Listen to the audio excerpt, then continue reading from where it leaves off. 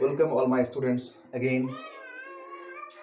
As I earlier I had discussed third chapter intro I have given, and then I had mentioned that how V.S. Subthankar finally had prepared a critical edition of Mahabharata.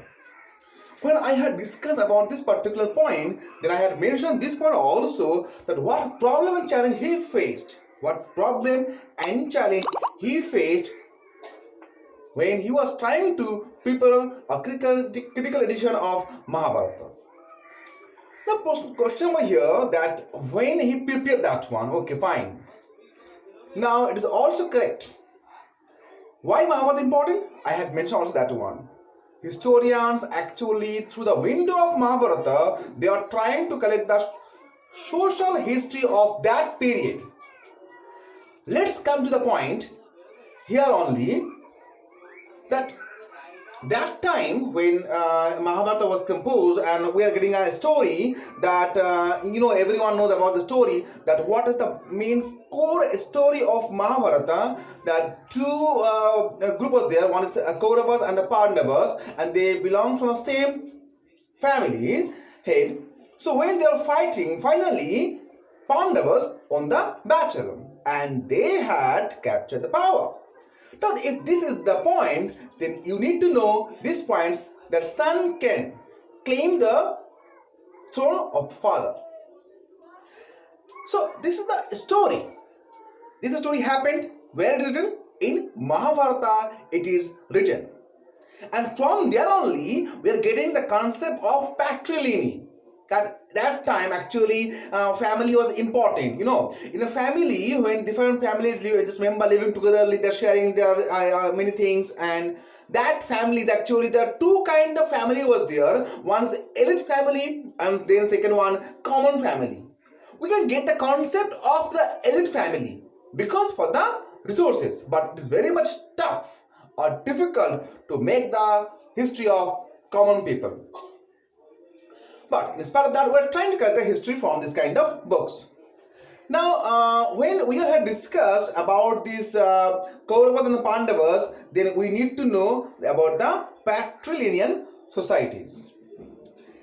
In our society, where actually head is the family member, and that is actually male, and then coming to the son and others one. Sometimes it happens that when a king not having their own son, then who can claim the throne? Here also brothers appeared and they can claim the throne. So this is the patrilineal society of that period, 600 BCE to 600 CE. Now, if we're coming to that one, that time what kind of marriage was there only, then this point having a unique concept, that nowadays also we know that girls and the boys are equal, but that time it was quite difficult. Why it's quite difficult? Because that time boys and the sons can inherit father's property, whereas girls they cannot claim over the father resources. Even it was that time believed that a daughter need to marry outside of their king into different families. And Kanyadana, it is one of the main important duty of a father. Even not duty, it is also one kind of religious duty of a father. So at that time there was 8 types of marriage was there. Out of 8 types of marriage, 4 was considered good, whereas that one other 4 actually not good, but it was accepted because those who are not willing to accept the Brahmanical norms. Now here I come in the point, Brahmanical norms. So if I am telling this one, actually that time town emerged. People coming from far places as well as the nearby places also. They are meeting together only, and they are raising question regarding different rituals and also different kind of norms.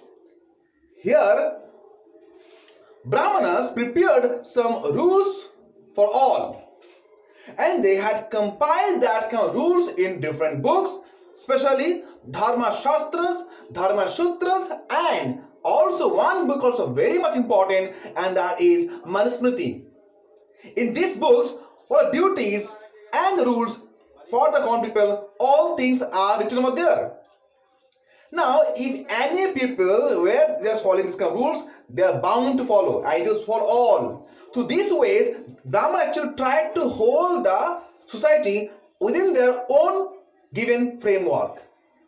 So that one, no one can easily destroy their norms and come out from that particular societies.